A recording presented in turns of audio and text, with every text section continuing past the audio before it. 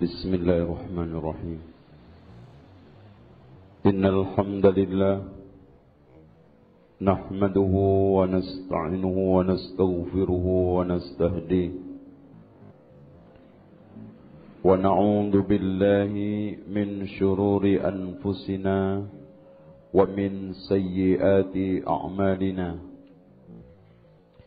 من يهده الله فلا مضل له ومن يضلل فلن تجد له وليا مرشدا أشهد أن لا إله إلا الله وحده لا شريك له وأن محمدا عبده ورسوله لا نبي بعده إخواني وأخواتي في الله. Kita teruskan. Adapun rihlahnya orang-orang fajir. Dibacakan ya, biar kita tahu rihlahnya. Bepergiannya, wa innal abdal kafir awil fajir. Adapun hamba kafir atau fajir yang jahat, idza kana fi inqita'in minad dunya wa iqbalin minal akhirah. Kalau sudah terputus dari dunia menghadap akhirat, nazala ilaihi minas sama malaikatun ghiladun shidadun sudul wajhi. Turun kepadanya malaikat yang keras bengis lagi, wajahnya hitam. Ma'ahumul masuh minan nar. Ya, al-masuh di sini ya kain kafan kasar, betul. Ma'ahumul masuh minan nar, dia bawa kain kafan yang kasar. Ya, mungkin kayak karung itu kali mas. Udah dimasukin karung. Fayajlisuna minhu maddal basar. Kemudian didudukkan sejauh pandangan mata. Thumma yaji'u malakul maut. Kemudian datanglah malaikat kematian. Hatta yajlisa inda ra'si, duduk di atas kepalanya. Fayaqulu ya ayyatuhan nafsul khabisa. Nyawa yang bosok. Itu Masya Allah. Al-khabisa. Al-khabisa itu buruk, badak, bosok. Kita teruskan. Ikhriji, keluarlah. Ila sukhtin minallahi wa ghadabin, kepada murka dan marahnya Allah. Jadi murkanya Allah subhanahu wa ta'ala. Qala fatafraqu fi jasadihi, kemudian perasaan ini menyebar ke dalam jasadnya. Fayantazi'u, kemudian dia tarik. Maksudnya di sini fatafraqu fi jasadihi itu mengambil, kemudian ditariknya. Kama yantazi'u safuhul kathirul ushb, seperti orang yang ngambil as-safuhul kathir, sesuatu yang banyak cabangnya, kemudian dicantolkan di dalam satu bulu yang sangat banyak sekali, kemudian dijebol. As-suful mablul, sementara bulu itu dalam kondisi basah, pasti rontok semuanya. Fatuqta' ma'ahul uruq wal asab, makanya urat-urat dan semua persendiannya putus. Fayal'anahu kullu malakin bainas sama'i wal ardi, semua malaikat langit bumi mengkutuknya. Wa kullu malakin fis sama', dan semua malaikat yang ada di langit. Wa tughlaqu abwabun sama, semua pintu-pintu langit ditutup. Laisa min ahli babin illa wa hum yad'ullaha, setiap malaikat yang ada di pintu tidaklah kecuali berdoa kepada Allah. Alla tu'raju ruhuhu min qibali, semoga nyawanya dia tidak lewat saya. Semua malaikat menjaga pintu itu, semoga tidak lewat saya. Fayakhudhuha faida akhadaha lam yad'uha fi yadi tarfata'in, kemudian diambil, dan kalau sudah diambil tidaklah tersisa sedikit pun, dan tidak bisa dibiarkan walaupun sekejap mata. Hatta yaj'aluha fi dzalikal masuh, setelah diambil, dan cara mengambilnya cepat, lebih cepat ketimbang pandangan mata. Kemudian diletakkan di dalam kain kafan yang kasar. Wa yakhruju minhu ka'antani rihi jifatin, dan keluarlah darinya bau yang lebih busuk anyir ketimbang bangkai. Wujidat ala wajhil ardi, yang ditemukan di atas bumi. Fayas'aduna biha, kemudian dibawa ke atas langit. Fala yamurruna biha ala mala'in minal malaika illa qalu, tidaklah melewati dengan malaikat, sekelompok malaikat, melainkan mereka mengatakan ma hadzal ruhul khabis, bau apa nyawa yang sangat busuk ini. Fayaquluna fulan ibnu fulan, mereka menjawab fulan ibnu fulan bi aqbahi asma'ihi, dengan nama yang paling jelek, alladzi kana yusamma biha fid dunya, nama yang dinamai dulu di dunia, hatta yantahi bihi ila sama'i dunya, sampai berhenti di langit dunia. Fayustaftahu lahu, kemudian minta dibukakan, fala yuftahu lahu, tidak dibukakan. Summa qara'a Rasulullah sallallahu alaihi wasallam al-ayah la tufattahu lahum abwabus sama wa la yadkhuluna al-jannata hatta yalijal jamalu fi sammil khiyat. Al-A'raf ayat 40. Terus kemudian uktubu, Allah katakan tulislah kitabahu fi sijjin. Wa ma adraka ma sijjin, kitabun marqum yashhaduhul muqarrabun. Ya. Uktubu kitabahu fi sijjin fil ardis sufla, di bumi yang paling bawah. Thumma yuqalu a'idu 'abdi ilal ardi, kembalikan hambaku ke bumi. Fa inni wa'adtuhum anni minha khalaqtuhum, saya telah memberikan janji, saya ciptakan dari tanah. Wa fi awiduhum, dan dari kepadanya kita kembalikan. Wa minha ukhrijuhum taratan ukhra, dan kita akan kembalikan kesekian kalinya ke bumi. Maksud kita keluarkan kesekian kalinya dari bumi.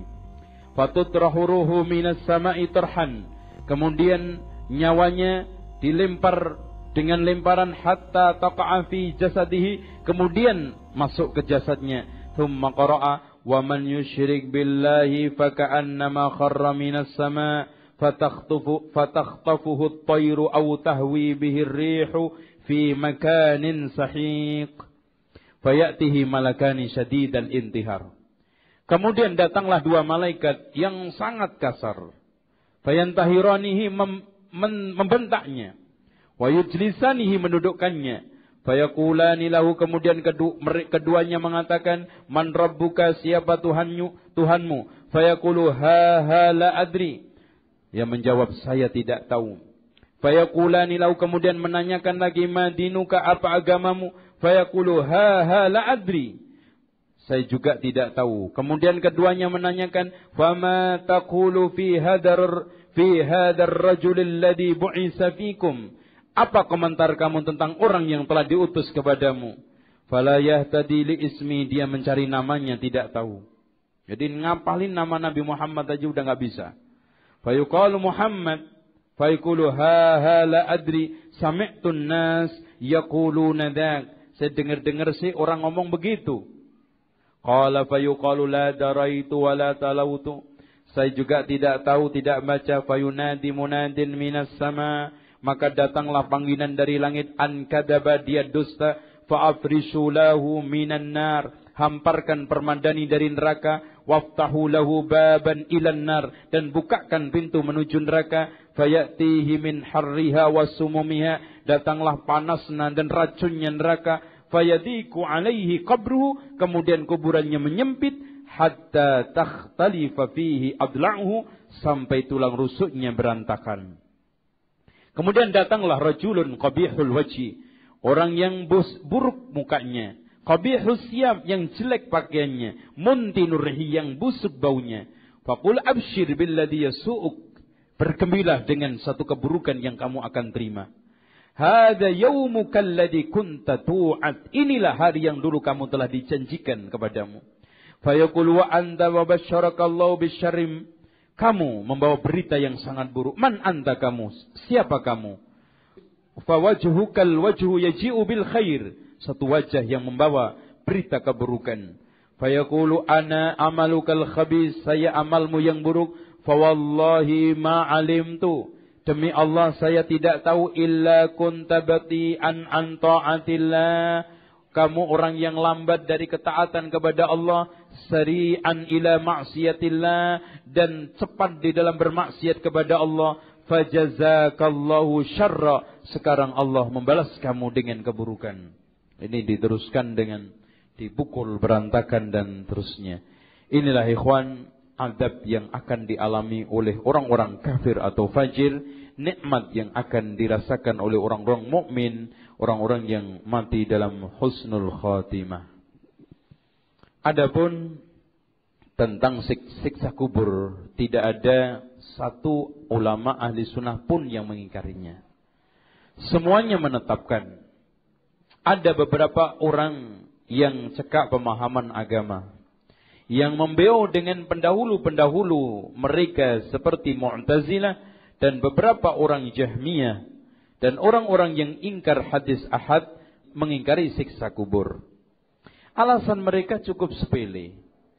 Kata mereka di dalam Al-Quran tidak ada cerita tentang siksa kubur. Kemudian yang kedua, siksa kubur itu disebutkan di dalam hadis-hadis yang ahad, tidak bisa dipertanggungjawabkan. Sementara masalah kaitan gaib seperti ini harus hadisnya mutawatir. Bahkan dia dengan lantangnya mengatakan bahwa enggak mungkin Nabi Muhammad itu bisa menghabarkan perkara-perkara gaib. Auzubillah. Sangat bodoh banget. Dan bahkan hadirin sekalian, kemarin saya dialog dengan orang yang ingkar kubur ini di daerah Bekasi, Harapan Jaya apa Harapan Indah itu. Begitu. Sudah kita kasih dalil dari Al-Quran, di antaranya Fir'aun yang setiap pagi sore dipampangkan kepadanya neraka, api nar di situ, bukan api di Jahannam, tapi di alam kubur.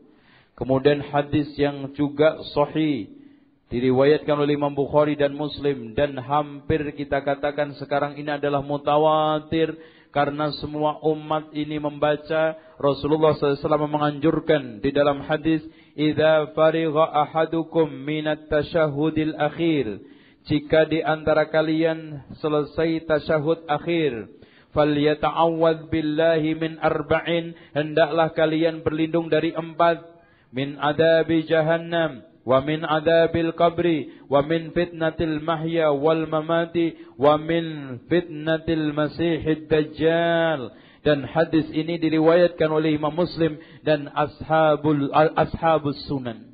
Bagaimana kita bisa mengingkarinya, ikhwan? Dan juga di sana di dalam hadis yang lainnya, Rasulullah sallallahu alaihi wasallam berdoa setiap selesai tasyahud sebelum salam, "Allahumma inni a'udzubika min adabi jahannam, wa a'udzubika min adabil qabri, wa a'udzubika min fitnatil mahya wal mamati, wa a'udzubika min fitnatil masihid dajjal."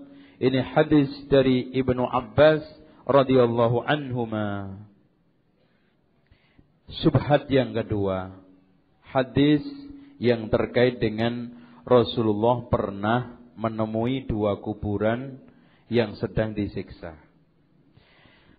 Di dalam hadis yang diriwayatkan oleh Imam Bukhari dari Abdullah ibnu Abbas, "Marran Nabiyyu sallallahu alaihi wasallam bihaitin." Pernah Rasulullah sallallahu alaihi wasallam melewati satu kebun. Hait itu bukan tembok, tapi kebun. Karena rata-rata kebun dulu ditembokin, ya, pakai hait. Sehingga jangan salah menerjemahkan di sini, min haitanil Madinah au Makkah. Dari kebun Madinah atau Mekah. Dari sini orang-orang yang mengingkari siksa kubur, yang benar ini Mekah apa Madinah? Lebih lucu lagi, au itu diartikan antara Mekah atau Madinah, memiliki makna sama. Enggak mungkin Rasulullah ketika itu bilang di Mekah terus tahu-tahu di Madinah. Padahal ikhwah sekalian, yang dimaksud au di sini adalah syak minar rawi, keraguan dari perawi hadis kejadian ini di Madinah atau di Mekah, dan itu tidak membuat cacat satu riwayat. Fasami'a sauta insanaini, kemudian mendengarkan suara 2 orang, yu'adzabani fi quburihima, disiksa di alam kuburnya. Faqala an-nabiy sallallahu alaihi wasallam, Nabi Muhammad sallallahu alaihi wasallam bersabda, yu'adzaban, keduanya disiksa. Wa ma yu'adzabani fi kabir, dia tidak disiksa dengan dosa besar, katanya dia. Jadi diterjemahkan hadis ini kabir di sini dosa besar. keduanya tidak disiksa dalam hal dosa besar. Bagaimana dia tidak dosa besar? Namimah dan kencing yang mengotori ini bukan dosa besar, siapa bilang, katanya dia. Anehnya hadirin sekalian, ketika dia mengatakan namimah itu dosa besar, sahih, tapi dasarnya apa? Wal fitnatu asyaddu minal qatl. Ajib. Kita tidak ingkari bahwa namimah itu dosa besar. Tapi kalau kita katakan dalilnya wal fitnatu asyaddu minal qatl, ini adalah bodoh terhadap madlulul ayat, bodoh terhadap tafsir ulama. Bahkan seluruh ahli tafsir mengatakan asbabun nuzul ayat ini. Ketika orang-orang kufar Quraisy diperangi oleh Rasulullah, selalu bertameng dengan tanah haram. Muhammad, kamu mau mengadakan tumpah darah di tanah Mekah ya? Oh, sejak kapan Muhammad kamu mengingkari agama nenek moyang kamu, yaitu Ibrahim alaihissalam? Selalu begitu. Akhirnya Rasulullah menahan perang. Ketika diperangin, mereka selalu bertameng dengan tanah haram. Sementara kufur dan syirik terus berjalan. Makanya Allah menurunkan, Muhammad, bilangi sama orang-orang kufar Quraisy, sesungguhnya kesyirikan yang kamu perbuat, kekufuran yang kalian perbuat di tanah suci itu asyaddu, lebih berat, lebih besar resikonya minal qatli, daripada kamu saya bunuhin dalam peperangan. Itu. Wal fitnatu asyaddu minal qatl, adu domba lebih kejam daripada pembunuhan. Makanya banyak orang yang nusuk ketika difitnah. Oh, kamu fitnah saya, cus, itu kan gitu. Wal fitnatu asyaddu minal qatl. Kacau ya ikhwan. Dan ikhwah sekalian, hadis ini juga kita tidak mengingkari bahwa namimah itu dosa besar. Tapi teksnya tidak di situ. Wa ma yu'adzabani fi kabirin, itu bukan artinya tidaklah keduanya disiksa dalam hal dosa besar. Bukan itu artinya. Tapi yang benar artinya wa ma yu'adzabani, keduanya tidak disiksa fi kabirin, di dalam persoalan yang sulit dihindarkan. Yang besar sehingga sulit dihindarkan, tidak. Apa sih susahnya menghindar dari namimah? Apa susahnya menjaga kencing? Bukan hal yang besar itu kan? Kok sampai? Nah gitu loh. Itu fi kabirin maknanya. Thumma qala bala kana ahaduhuma la yastatiru minal baul wa kana al-akhar yamshi bin namimah. Kemudian Rasulullah SAW meminta pelepah kurma dipecah menjadi dua, ditancapkan keduanya, lalu Rasulullah katakan la'allahu ayyukhaffaf anhuma ma lam yaybasa, mudah-mudahan diperingankan siksanya selagi tidak kering ini pelepah kurma ini. Jadi selama masih basah, semoga Allah Subhanahu wa taala meringankan siksaannya. Ini, tapi bukan berarti kita tiru, ini khusus Rasulullah, Mas. Jadi jangan nanti kita biar siksa kuburnya diringankan, kita tancepin pisang. Iya, dijawab pisang, nanti keluar pisangnya. Wah, ini siksaannya ringan banget, buktinya gedangnya itu buah kan gitu. Nanti biar adem sekalian disiram sama kembang telon. Ini jelas hadirin sekalian khurafat ngarang sendiri. Kalau sudah perkara gaib, Mas, kalau sudah seperti ini, maka namanya bukan alam gaib lagi, tapi khurafat, dan kita tidak bisa membenarkannya. Inilah hadirin sekalian, dan beberapa kondisi orang disiksa di alam kubur. Ada yang disiksa karena makan riba. Antum bisa melihat di halaman asli buku 38. Rasulullah sallallahu alaihi wasallam pernah mimpi. Fataina ala nahrin, di dalam mimpi saya mendatangi sungai Ahmar.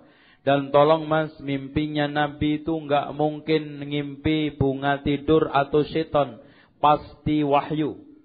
Bahkan pertama kali wahyu Rasulullah sallallahu alaihi wasallam itu ar-ru'a salihah, mimpi yang baik.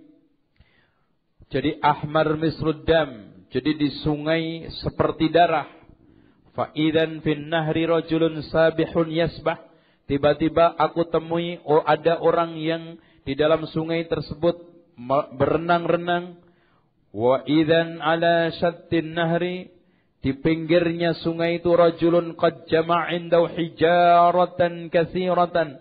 Di pinggir sungai itu ada orang juga yang sudah mengumpulkan batu yang sangat banyak. Wa idzan dzalika sabihu yasbah, ketika orang yang mau berenang ke pinggir ma yasbah, thumma ya'ti dzalika alladhi jama'a inda hijaratin fayaghfiru fahu. Kemudian orang yang di pinggir, yang di sampingnya itu ada batu, maka dilemparkanlah batu itu mengenai mulutnya, plok. Fayalqamuhu hajaron, makanya langsung mengenai mulut. Balik lagi. Fayantaliku yasbah thumma yarji ilaihi. Kemudian dia berusaha untuk renang lagi, kembali lagi. Kullama raja ilaihi, setiap dia berusaha untuk minggir, diantem. Faghafara fahu, dilempar dengan batu itu. Fa'alqamahu, sampai membuat dia itu balik ya.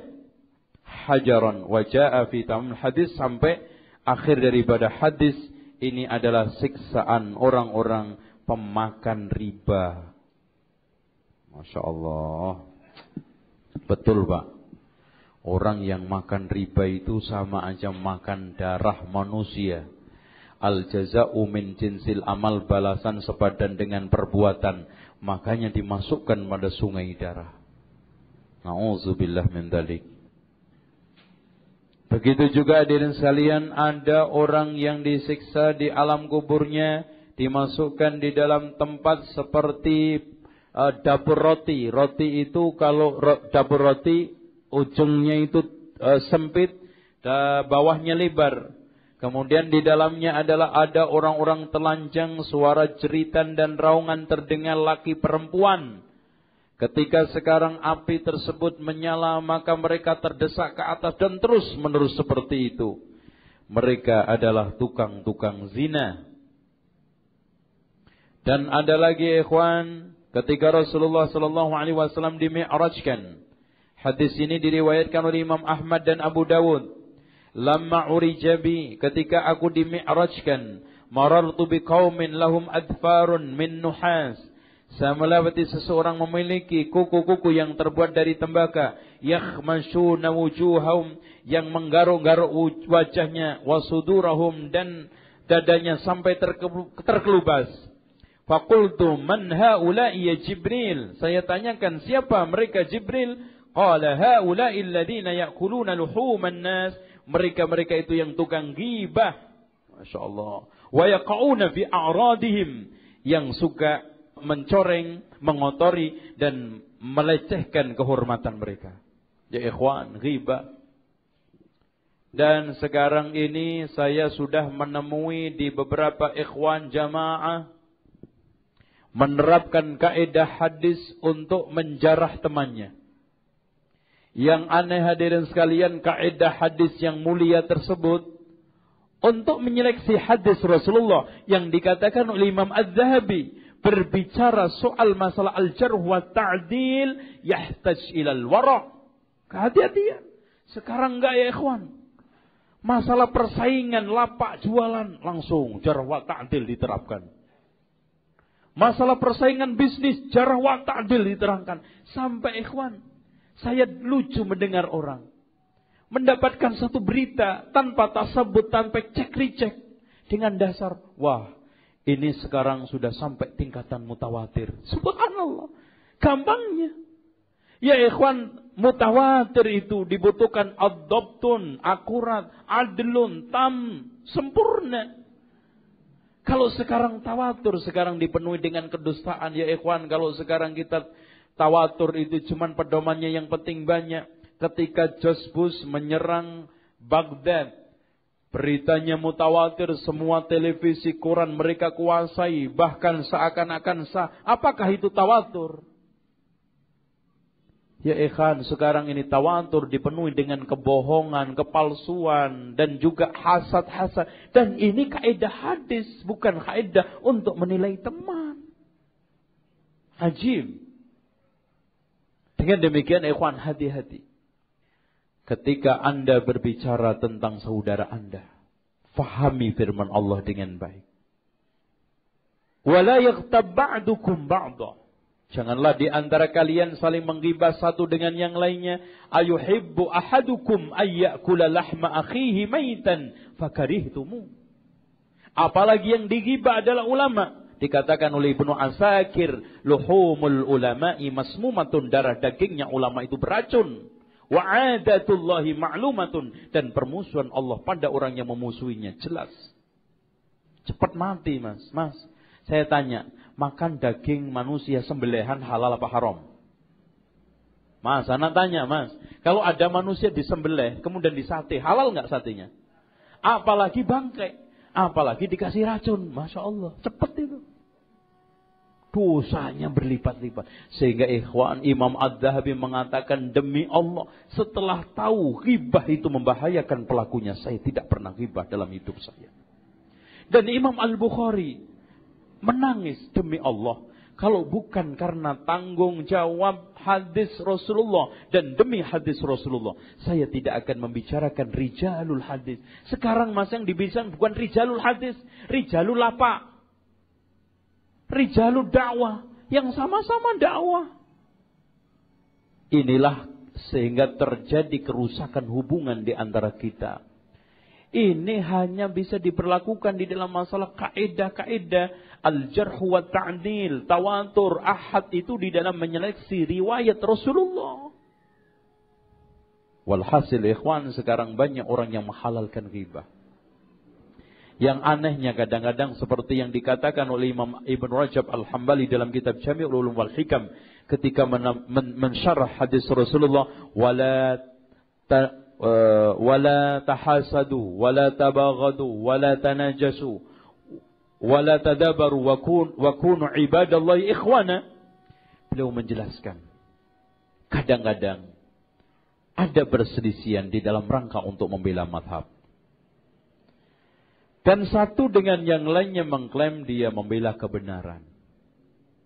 Namun terkadang pembelaan itu melebihi daripada batas, sehingga satu dengan yang lainnya saling mencela.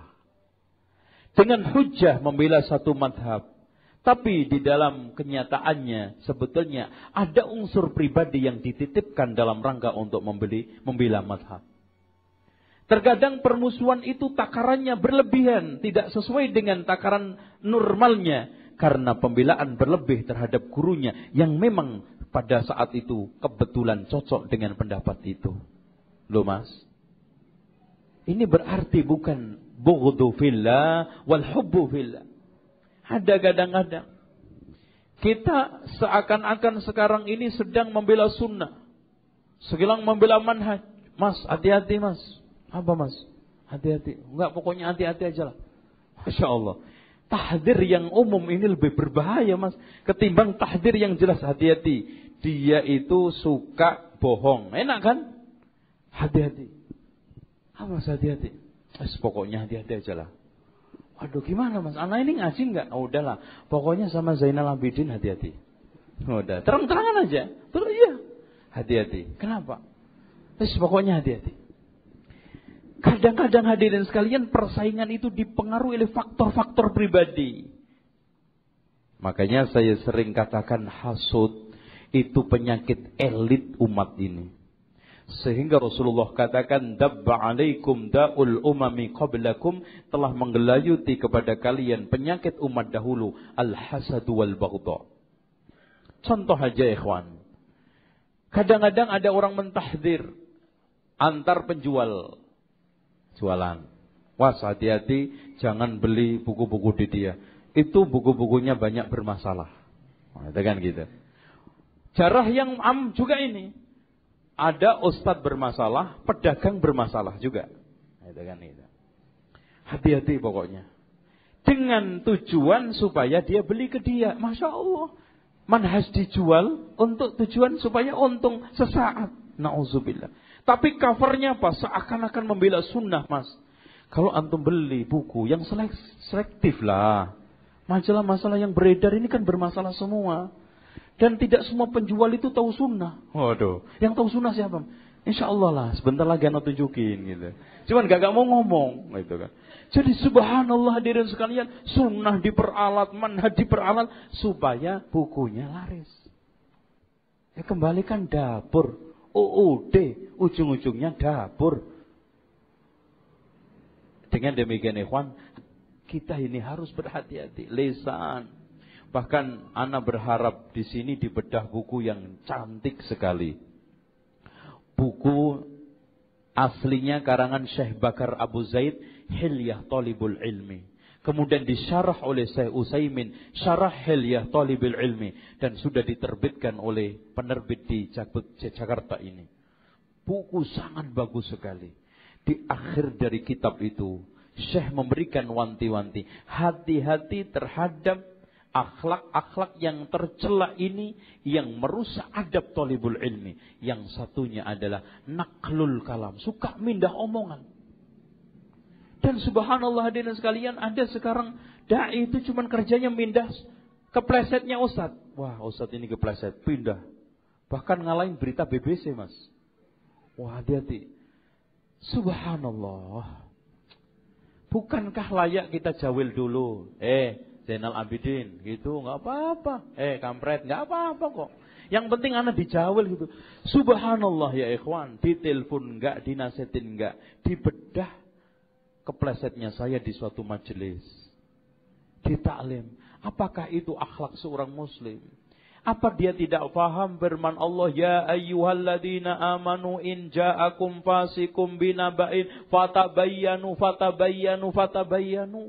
Bahkan ayat ini ikhwan disebutkan oleh Imam Muslim dalam muqaddimahnya, bab wujubu akhdir riwayah minas thiqab, bab wajibnya mengambil riwayat dari orang yang terpercaya. Apakah benar yang membawa berita itu? Cek dulu.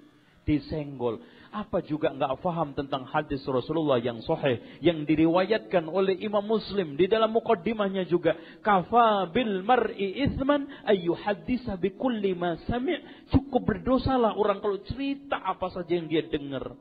Mas, sikap kita itu harusnya semua kasus ada komentar, tapi tidak semua komentar layak dilontar. Diseleksi dong. Jangan kayak toko besi, apa-apa dijual. Kloset ada, peralon ada, racun tikus juga diberikan. Jangan. Antum ini dai. Setiap yang kalimat keluar dari mulut ini didengar, ditangkap oleh orang. Kalau tidak hati-hati, bisa bubrah, keplesetnya lisan, sulit diobati. Katanya Imam Asy-Syafi'i, keplesetnya kaki gampang diobati. Keplesetnya lisan ya ikhwan, itu bisa celaka seumur-umur mati. Dengan demikian, tasabbut, ghibah, ini harus dihindarkan. Katanya Syekhul Islam Ibnu Taimiyah, ada sebagian orang yang menduduki hidupnya lalat. Hinggap dari tempat yang bersih ke tempat yang kotor dan tidak senang kecuali yang kotor-kotor saja dan cari yang kotor. Yang aneh Mas, kadang-kadang mindah kalimat itu dari masing Mas, hati-hati ya, untuk kita-kita aja. Itu jujur banget. Sampai ini juga jujur kepada Mas, hati-hati ya, untuk kita-kita aja. Jujur. Sampai 10 orang semuanya untuk kalangan sendiri. Emang buletin apa? Ya ikhwan, ini bukan buletin, a'radun nas. Rasulullah katakan, fa inna arbar riba istitalatur rajuli fi irdi akhihi. Hadis ini dihasankan oleh Syekh Nasruddin Al-Albani. Sesungguhnya riba yang paling gampang berkembang itu orang yang mengumbar kehormatan orang lain. Mas, kalau riba itu kan sebulan cuman berapa? 7%. Kalau riba berupa ini ghibah, tak diturunin 10 orang, nyebar 20. Masya Allah, sebulan itu bisa anaknya 30. Gitu kan gitu. 30%, 50% bisa 100%. Cepat beranaknya. Dengan demikian hati-hati ikhwan. Bahkan Rasulullah SAW banyak memberikan peringatan ghibah itu, Masya Allah. Ini tentang bagaimana kita itu bersikap supaya tidak disiksa di sini. Wa yaqa'u fi a'radin nas. Wallahu a'lam bishawab. Intinya siksaan-siksaan di alam kubur itu macam-macam. Ada orang yang juga disiksa oleh Allah. orang yang melihat orang terzolimi tidak ditolong. Antum lihat di halaman 33.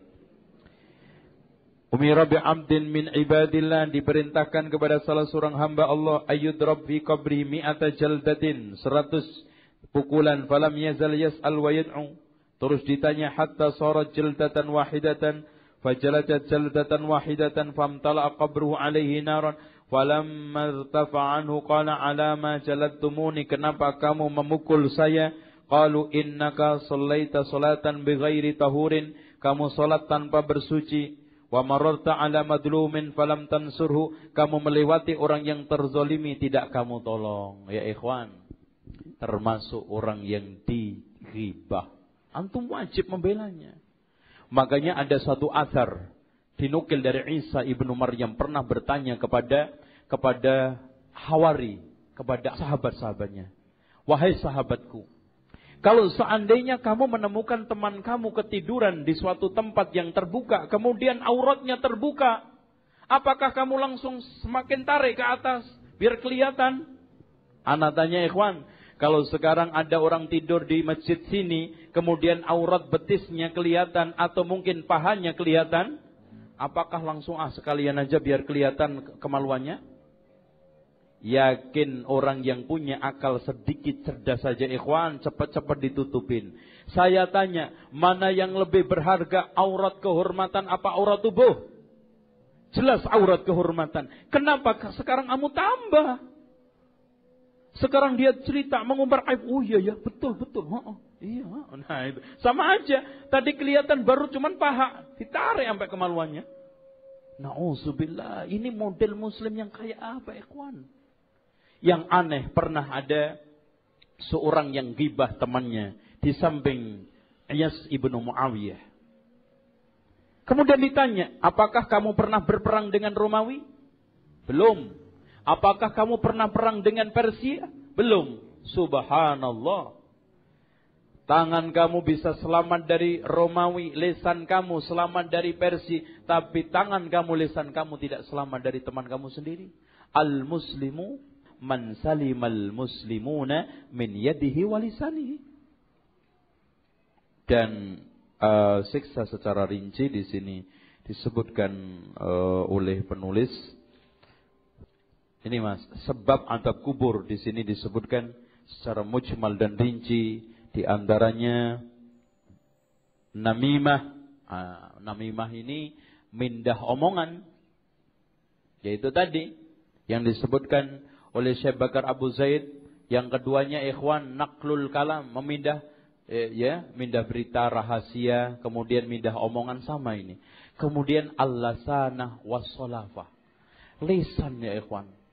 Di antara adab-adab yang sekarang ini hilang, sehingga ikhwan ta'lim kita ini tidak ada berkahnya seperti ta'limnya Syekhul Islam Ibnu Taimiyah, ta'limnya Syekh Al-Allamah Abdul Aziz bin Bas. Kenapa? Karena lisan, lasana. Lisan kita itu gampang menghujat, gampang mencela, gampang memvonis, kurang tasabbut. Sehingga di dalam kitab itu di antara adab utama, dan ini kalau tidak dilaksanakan virus berbahaya buat ta'lim adalah as-sabatu wa tasabbut. Terus kemudian tarku toharo, permusuhan, menggunjing orang, atau saksi palsu, tidak menjaga kencing, disebutkan di sini semuanya oleh Syekh, ini pengarang kitab Perjalanan Ruh Setelah Kematian. Intinya adab kubur itu dari maksiat hati bisa, maksiat mata bisa, maksiat telinga, maksiat mulut, lisan, perut, kemaluan, tangan, kaki, badan, ya, seperti namimah, pendusta, ghibah, saksi palsu, menuduh, ya, menyebar fitnah, da'i kebid'ahan, memakan harta riba, makan harta yatim, makan harta suap, ya, tender itu, ya, atau dari mana supplier itu, ya, peminum khamr, zina, liwat, homoseksual, pencuri, pengkhianat, ya. Dan ini semuanya nanti akan mendapatkan siksa di alam kubur. Dan ikhwah sekalian, tentang orang-orang yang berhak untuk mendapatkan nikmat di alam kubur, ya orang-orang yang taat, orang-orang yang menjadikan segala sesuatu ketaatan sebagai pintu dan jalan menuju surga dan nikmat alam kubur. Intinya tadi orang yang cepat memenuhi panggilan ketaatan dan lamban memenuhi panggilan maksiat. Wallahu a'lam bishawab. Demikian mungkin kita buka tanya jawab. Ada kurang lebihnya saya mohon maaf. Kekurangannya bisa kita tambah di dalam sela-sela tanya jawab ini insyaallah. Ustaz, bagaimana menghadapi suami yang belum mengerti tentang ilmu syar'i? Majelis ilmu pernah ia melarang ana merubah penampilan untuk tidak berhijab. Ya ikhwan, seorang suami, Masya Allah, seharusnya suami, ya ayyuhalladzina amanu qu anfusakum wa ahlikum nara. Bahkan di dalam hadis Rasulullah ikhwan, ma min abdin muslimin yastar'ihi Allahu ra'iyatun summa yamutu wa yawma yamutu wa huwa ghashin li ra'iyatihi illa kana min ashabin nar. Di dalam lafaz lain, illa lam yajid rihal jannah. Tidaklah ada seorang hamba mukmin yang dikasih amanah suatu tanggung jawab ketika mati ingkar nipu terhadap tanggung jawabnya, melainkan mati termasuk penghuni neraka. Dalam lafaz lain, tidak menemui baunya surga. Termasuk tanggung jawab adalah anak istri. Alhamdulillah dia ngaji malah dilarang. Wah, suami kampret ini. Subhanallah ya ikhwan. Ada orang yang pengen suami istrinya berjilbab, susah diajak ngaji, susah. Alhamdulillah. Dorong dukung, saya nggak bisa ngajar. Seharusnya kan tanggung jawab agama istri saya itu kan saya. Alhamdulillah dia bisa ngaji, bisa nyari ilmu. Nggak saya dorong semangat dengan sendirinya. Dimotivasi, saya nggak bisa ngajar sendiri. Harusnya antum yang ngajar. Alhamdulillah dia bisa mencari ilmu sendiri. Itu didukung, bukan malah digembosin ini. Suruh merubah tampilan jilbab, mau kayak apa? Hah? Jilbab itu ya ikhwan, jilbab yang menutupin seluruh tubuh kecuali muka dan telapak tangan. Di sini ada ikhtilaf di antara ulama, tapi afdalnya, bagusnya, intinya, sempurnanya ditutup juga mukanya. Kalau tidak, yang paling penting selainnya itu harus ditutup. Jangan sampai membentuk tubuh, jangan sampai tipis, transparan, jangan sampai mencolok warna-warni dan tidak menampakkan bentuk-bentuk tubuhnya. Itu pakaian yang syar'i. Bagaimana membantah orang yang mengatakan kalau azab kubur tidak ada karena mereka berdalil buktinya kalau ada mayat dibongkar kuburannya, jasad mayatnya tidak rusak. Ikhwan, ini sama saja pernah saya ketemu orang yang Masya Allah, dia dokter, mungkin terpengaruh dengan logika-logika barat sehingga, Pak Ustaz, saya itu bongkar bolak-balik kuburan, gak pernah ketinggalan pentung sekali-kali. Pentungnya malaikat ketinggalan. Dan gak ada bekas-bekas ini pukulan itu. Gak percaya. Ikhwan, saya tanya, saya jawab. Kalau perkara kubur bisa dicerna pakai akal logikanya, kalau memang ada malaikat kan harusnya ada bekas-bekas. Ya bukan perkara gaib lagi dong. Apa faedahnya alladzina yu'minuna bil ghaib kalau gitu. Dan yang kedua Mas, dalam masalah ini nggak usah jauh-jauh alam kubur. Kita pernah tidur nggak? Pernah ngimpi nggak? Gue gak percaya. Lo ngimpi katanya nyampe Mekah lagi umroh. Wong bantalnya aja gak bergeser 2 meter. Tempat tidurnya juga masih di situ. Lo pulang kampung yang bener dong. Gue gak percaya. Loh, kalau kamu gak percaya ya tidur. Gitu kan gitu. Kalau kamu gak percaya lu mati. Gitu kan gitu. Lalu beres. Ya ikhwan, ini bukan masalah logika, bukan masalah akal-akalan. Di sini adalah nas yang dicerna oleh hati. Alladzina yu'minuna bil ghaibi, iman. Logika pun bisa dibantah logika kan? Tadi itu, ya. Dan untuk nas-nasnya, dalil-dalilnya sudah saya sampaikan tadi. Itu logikanya. Kalau ada orang bawa logika, bantah dengan logika itu, kemudian kuatkan dengan dalil-dalil sehingga mantap. dia tidak bisa berkutik. Ana punya buku terjemahan yang diterbitkan penerbit Cendika Jakarta tentang akhir kehidupan, ditulis oleh Imam Jalaluddin As-Suyuti, tapi pada pertengahan bab ada kejelasan tentang Nur Muhammad. Ya ikhwan, ini kadzab semuanya. Artinya riwayat-riwayat tentang Nur Muhammad itu semuanya diriwayatkan oleh orang-orang kadzab, pendusta. Walaupun Imam Suyutinya bukan kadzab. Dan tolong dicamkan ikhwan,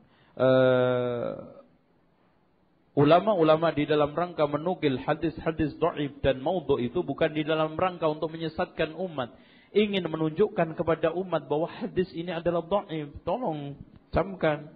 Makanya Ibnu Katsir ketika dia menurunkan hadis-hadis dhaif atau maudhu di dalam tafsir Ibnu Katsir, saya sampaikan di dalam tafsirku ini agar umat waspada bahwa hadis itu dhaif, bukan untuk diamalkan. Jangan sampai kayak orang Cabang Bungin Bekasi, dhaif kan hadis, Mas. Repot ini. Apa benar Imam Jalaluddin As-Suyuti berakidah Nur Muhammad? Tidak. Orang yang membantah adanya adab kubur mengatakan bahwa dalil mereka adalah Quran surat 363. Maka mereka mengatakan bahwa kata-kata tidur dalam ayat tersebut berarti telah mati kita ditidurkan seperti tidur kita di dunia. Wah, dibalik. Tidur itu kayak mati, bukan mati kayak tidur. Ini dibalik ayatnya.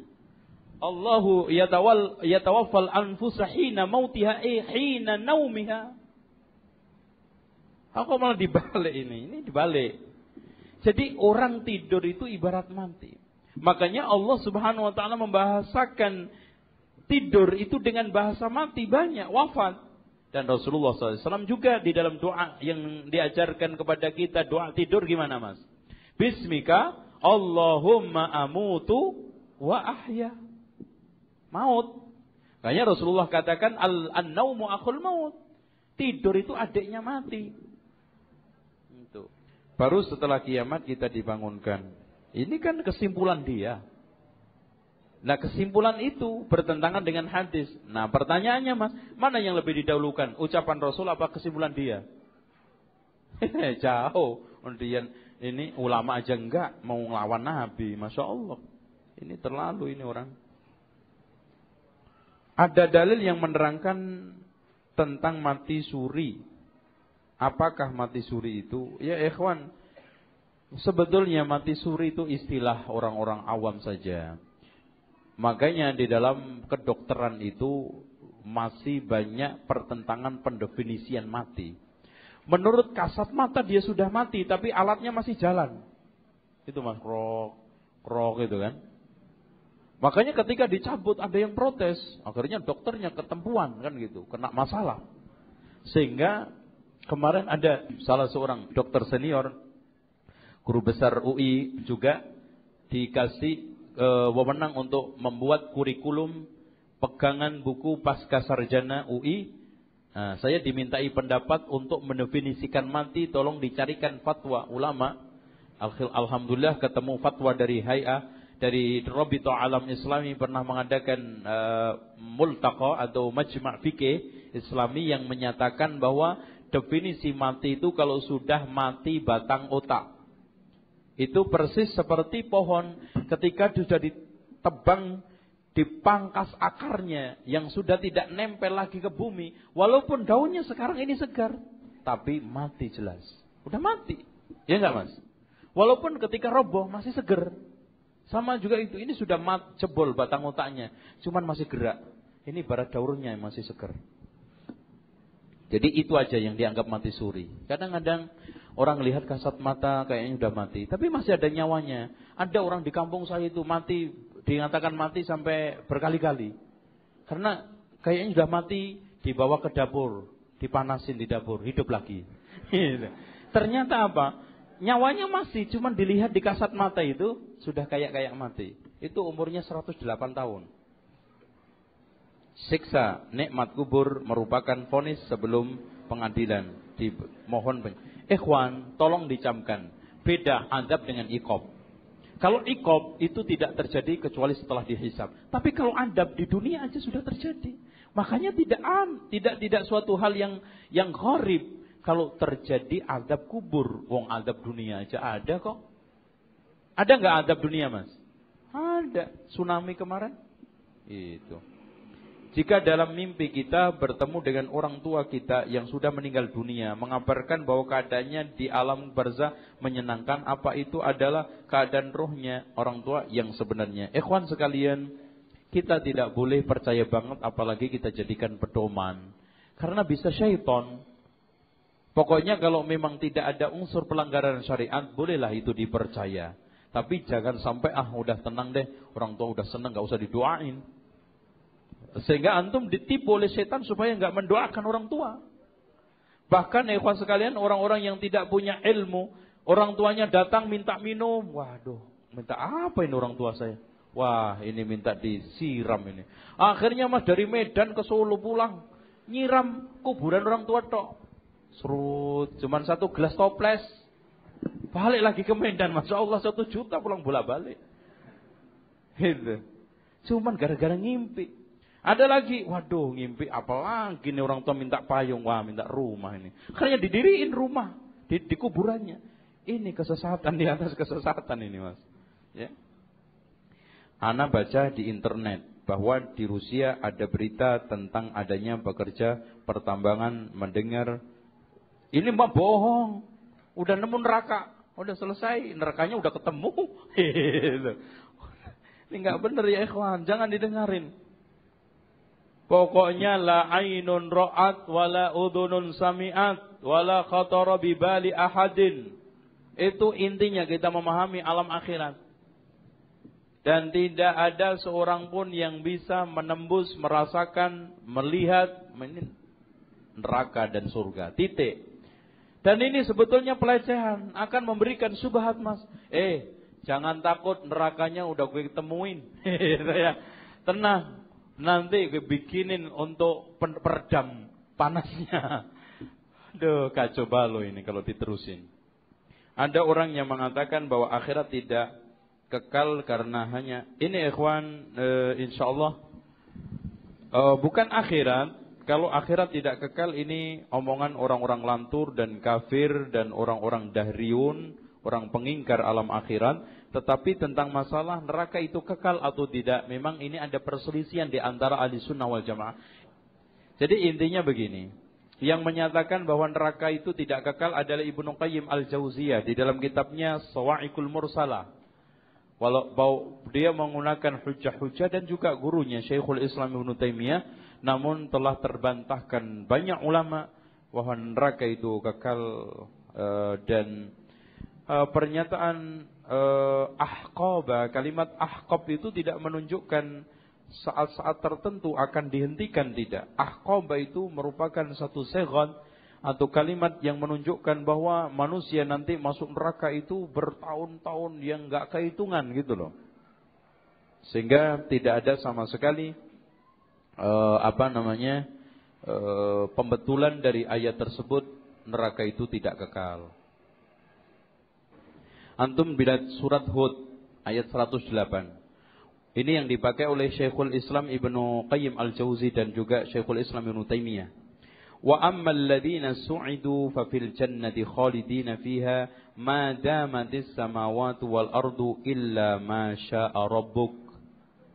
Kalimat illa ma syaa rabbuka kecuali yang dikehendaki oleh Allah Subhanahu wa taala tidak ata'an ghairu masdud. Jadi kalimat illa ma syaa rabbuk ada yang diistimbat, dipahami sebagai pernyataan Allah bahwa neraka itu tidak kekal. Namun hal ini tidak benar, bahwa illa ma syaa rabbuka itu penghuninya ada di antara mereka yang dikehendaki oleh Allah selamat dan keluar, tapi nerakanya kekal. Yang khalidina fiha ya kekal. Apalagi ada yang mengatakan nanti neraka itu lama kelamaan netral. Jadi lama kelamaan netral jadi biasa. Jadi seperti orang yang hidup di pinggir sampah itu loh Mas. Pertama kali puyeng-puyeng tapi lama kelamaan enak juga. Malah kalau kagak ada sampah kangen. Ini jelas pendapat yang konyol, sesat dan tidak benar. Ini qiyas ma'al farik, ya. Perjalanan terus sampai begitu menarik, namun di masyarakat awam terjadi penghadian pahala untuk arwah, roh para leluhur dari lingkungan RT RW, masya Allah. Iya mas, yang aneh lagi adalah diskriminasi pengiriman. Di masjid itu kalau yang ngirim duit 100.000 Al-Fatihah lengkap. Kalau yang 10.000 digabungin, 10.000, 20.000, 30.000 Al-Fatihah. Karena lengkap nih baru 50. 50 kebanyakan, digabungin 50, 100 Al-Fatihah. Ya ikhwan, ini orang miskin gak masuk surga. Kasihan. Dan di masyarakat Pak, betul kasihan orang miskin Pak. Kalau orang miskin yang mati, yang datang itu lemes itu. Di Jawa Timur itu kan ada biro jasa kematian Pak. Yang pakai jumbo itu yang bisa beli cuma camat sama lurah. Yang paket menengah ini orang-orang kelas RW RT lah. Ini yang paket mini Pak, masya Allah. Itu guru yang itu loh baru lulus TK kemarin yang baca mulai ngantuk, gak semangat karena aduh gak gairah. Ini jelas ya ikhwan, diskriminasi akhirnya membuat orang korupsi semangat Pak. Katanya orang korupsi, gue korupsi 1 miliar nanti gue sisihin 100 juta, gue beli 5 kampung bisa. Iya, 5 kampung dibeli kasih 20 ribu, oh, udah masuk surga lempeng. Ya ikhwan, ini betul-betul kerusakan di atas kerusakan, sehingga Ibnu Abil Is Al-Hanafi haram, dilarang membeli Quran untuk mayit, mengupah Al-Quran untuk mayit. Oleh karena itu Rasulullah mengatakan iqra'ul Qur'an wa la ta'kulu bihi, bacalah Al-Quran, jangan kamu makan dengan bacaan itu. Kadang-kadang dijual dengan setakir makanan. Makanya di Jawa Timur namanya berkat, seambrek-ambrek agak buat ngangkat. Itu terus nanti adanya betik gitu ya. Cuman segitu Quran dijual. Ya, tolong. Ini semuanya enggak ada. Tapi kalau dari anak semuanya nyampe. Intinya amal soleh bisa nyampe dari mayit kepada mayit ada 5 yang sepakat ulama. Dan inilah yang sahih. Yang pertama adalah doa dan istighfar. Yang keduanya bayar utang. Dari mana saja boleh. Siapa yang mau mendoakan, mau membaca istighfar, bayar utang, boleh untuk mayit. Yang ketiganya adalah puasa nadar. Umpamanya mayit punya utang puasa nadar, kita puasakan. Yang keempatnya adalah amal-amal soleh yang dia bangun, yang dia perbuat saat-saat masa hidupnya. Pahalanya ngalir setelah mati. Dan yang kelimanya seluruh amal soleh yang dilakukan oleh anak.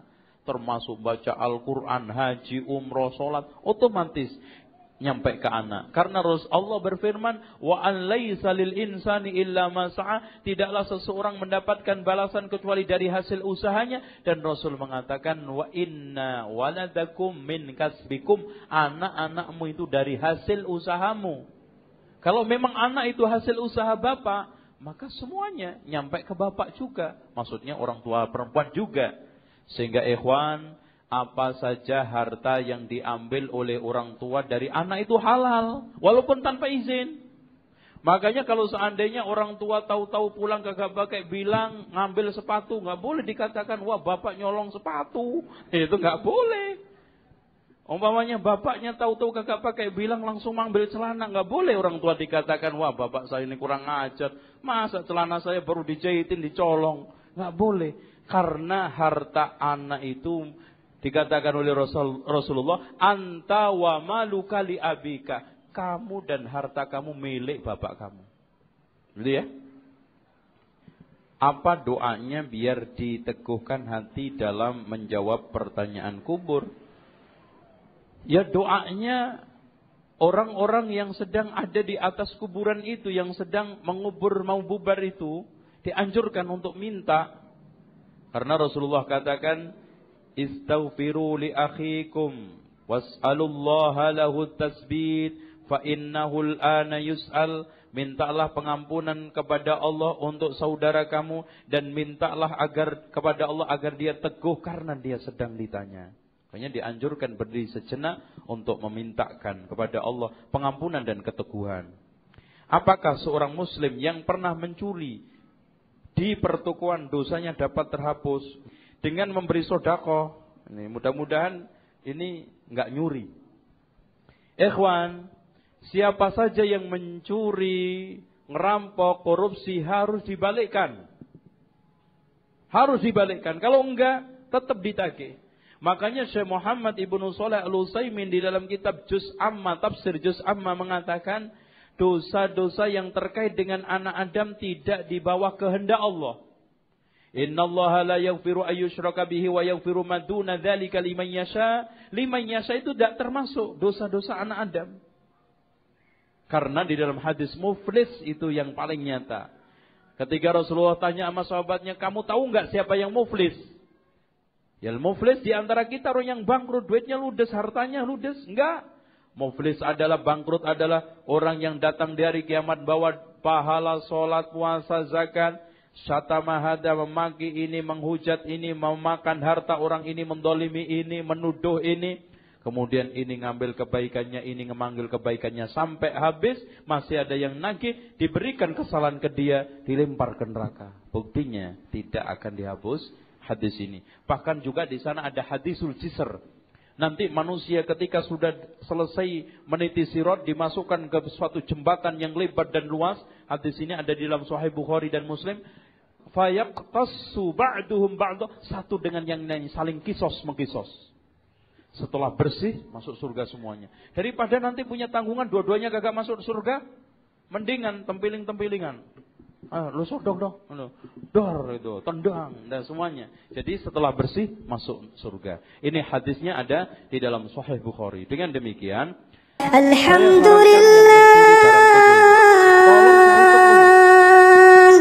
Alhamdulillah ala ni'matil iman.